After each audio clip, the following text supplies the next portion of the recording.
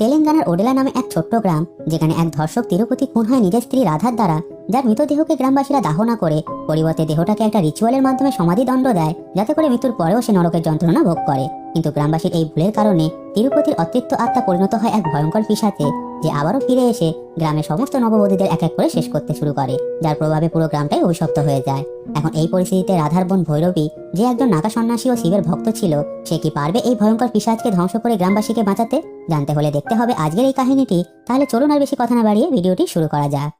তো মুভিটির শুরুতে আমাদের ওডেলা নামে একটা স্টেশনকে দেখানো হয়, যেখানে রেল লাইনের মধ্যে দিয়ে আমরা একটা বাচ্চা মেয়েকে একটা মহিলার কাটা মুন্ডু হাতে নিয়ে এগিয়ে আসতে দেখি, যাকে দেখে আশেপাশের সমস্ত লোকজন পুরো অবাক হয়ে যায়। এরপর মেয়েটা সেই কাটা মুন্ডু হাতে পুলিশ স্টেশনে চলে যায়, যাকে দেখে সেখানকার সমস্ত লোকজন এমনকি থানার এসআই পর্যন্ত হতভম্ব হয়ে যায়। এরপর মেয়েটা সেই কাটা মুন্ডুটাকে এসআই এর টেবিলের উপরে রাখে, যেটা দেখে পাশেই দাঁড়িয়ে থাকা একটা লেডি কনস্টেবল বলে, 6 মাস আগেই তো তিরুপতি নামের লোকটার কাটা মুন্ডু পাওয়া গিয়েছিল, এখন আবার এটা কোথা থেকে আসলো? যেটা বলার সাথে সাথে দৃশ্য পরিবর্তন হয়ে আমাদের কিছুদিন আগের ঘটনাকে দেখানো হয়, যেখানে আমরা একটা মৃতদেহ অ্যাম্বুলেন্সের মাধ্যমে মর্গে আসতে দেখি, যেটার মুন্ডুটা যেহেতু কাটা ছিল, তাই মুন্ডুটাকে দেহের সঙ্গে জুড়তে আসা ডক্টর যখন তার সহকর্মী রমেশকে জিজ্ঞাসা করে এই দেহটা কার আর এর এমন অবস্থা কে করলো, তখনই আমাদেরকে একটা ফ্ল্যাশব্যাক দেখিয়ে জানানো হয় লোকটার নাম আসলে তিরুপতি, যে ওডেলা নামে একটা গ্রামের বাসিন্দা। কিন্তু লোকটার চরিত্র যেহেতু খুবই খারাপ ছিল, যে গ্রামের কোনো বাড়িতে বিয়ে হলে সেখানকার নববধূকে অপহরণ করে তার ধর্ষণ করে তাকে শেষ করে দিত, যাকে পুলিশ পর্যন্ত ধরতে পারছিল না। কিন্তু হঠাৎ একদিন তিরুপতির স্ত্রী বিষয়টা জানতে পেরে যায়, যে এই পাপটাকে আটকাতে তিরুপতির গলা কেটে ধর থেকে আলাদা করে দেয়,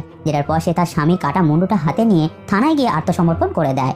এখন এইসব শোনার পর ডক্টর বলে এই ধরনের জঘন্য মানুষের সঙ্গে এমনই হওয়া উচিত, যেটা বলেছে তিরুপতির মাথা দেহের সঙ্গে জুড়ে দেয়। যেটার পর আমরা তার সহকর্মীকে তিরুপতির বাড়ির লোকজনকে ডেকে তার মৃতদেহ তাদের হাতে তুলে দিতে দেখি। এরপর তিরুপতির ছোট ভাই ও তার বন্ধু মিলে তিরুপতির মৃতদেহকে গ্রামে ফিরিয়ে নিয়ে আসলে গ্রামের একটাও মানুষ তার শেষ কাজে সাহায্য করতে আসে না, বরং সবাই বাড়ির দরজা বন্ধ করে নেয়। ঠিক তখনই আমরা একটা লোককে গ্রামের সরপঞ্চকে গিয়ে খবরটা জানাতে দেখি, যেটা শুনে গ্রামের সরপঞ্চ ও কিছু গ্রামবাসী মিলে সিদ্ধান্ত করে তারা তিরুপতির দেহ শেষ কাজ করতে দেবে না, যেখানে তারা তাকে এমন শাস্তি দেবে যাতে করে তিরুপতির পাপী আত্মা পুনর্জন্ম নিতে না পারে এবং সে অনন্তকাল পর্যন্ত কষ্ট পেতে থাকে। তাই তারা গ্রামের একটা পুরোহিতকে ডেকে তাকে সেই ব্যবস্থা করতে বললে পুরোহিত তাদের সমাধিদণ্ডের কথা বলে, যার মাধ্যমে মৃতদেহকে মাটির মধ্যে দাঁড় করিয়ে পুঁতে তার উপর কালো মুরগির রক্ত লাগিয়ে যদি গ্রামবাসীর নখ ও পায়ের ধুলো একটা কালো কাপড়ে জড়িয়ে সেগুলোকে মৃতদেহের সঙ্গে গ্রামের বাইরে পুঁতে দেওয়া হয়, তাহলে মৃতদেহের আত্মা কখনোই শান্তি পাবে না, যে নরকের যন্ত্রণা ভোগ করতে থাকবে। যেটা শুনে সরপঞ্চ বাকিরা তিরুপতির দেহের সঙ্গে সেটাই করার কথা বলে।